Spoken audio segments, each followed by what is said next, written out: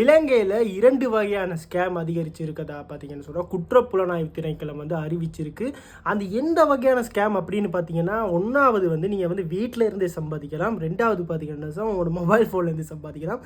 மக்களை அதிகமாக ஏமாற்றிக்கிட்டு வராங்க. முதலாவது முறை பார்த்தீங்கன்னா வீட்டில் இருந்தே சம்பாதிக்கலாம் அப்படின்ற ஒரு மெத்தட்டை யூஸ் பண்ணி என்ன செய்கிறாங்க, இன்ஸ்டாகிராம், ஃபேஸ்புக், வாட்ஸ்அப், அப்புறம் டெலிகிராம் இந்த மாதிரியான சோஷியல் மீடியாவில் ஆக்களை எடுத்து உங்களோட பேங்க் அக்கௌண்ட்டுக்கே வந்து ஒரு தொகை பணத்தை நாங்கள் அனுப்புவோம்.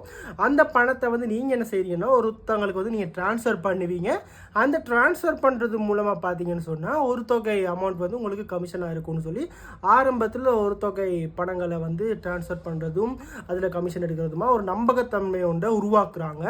பிறகு பார்த்தீங்கன்னு சொன்னால் காலாப்போக்கில் வந்து ஒரு 1 வீக்கோ 2 வீக்கில் வந்து என்ன செய்கிறாங்கன்னா இதே மாதிரி நிறைய கமிஷன் உங்களுக்கு சம்பாதிக்கணும்னு சொன்னால் நீங்கள் பெரிய தொகையில் போகணும். அதுக்கு நீங்கள் ஒரு நம்பகத்தன்மைக்கு வந்து நீங்கள் எங்ககிட்ட ஒரு முதலீடு வைக்கணும் அப்படின்னு சொல்லிட்டு ஒரு மிகப்பெரிய ஒரு பணத்தை வந்து முதலீடாக வாங்கினதுக்கு பிறகு ப்ளாக் பண்ணிட்டு போயிடுறான். April fool.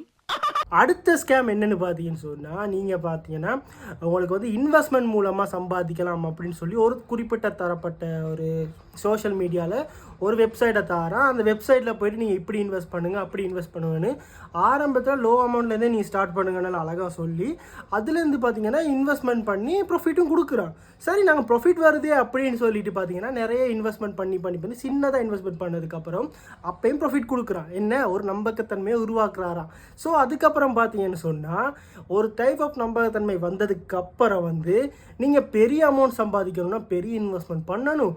அதனால நீங்கள் பெரிய இன்வெஸ்ட்மெண்ட்டாக பண்ணுங்கன்னு சொல்லி பெரிய இன்வெஸ்ட்மெண்ட் பண்ணதுக்கப்புறம் பார்த்தீங்கன்னு சொன்னால் கோவிந்தா அவ்வளோதான், எல்லாத்தையுமே லொஸ் ஆக்கி விட்டுட்டு அதுக்கப்புறம் சொல்கிறாங்க நீங்கள் இன்னொரு அமௌண்ட் போடுங்கன்னு.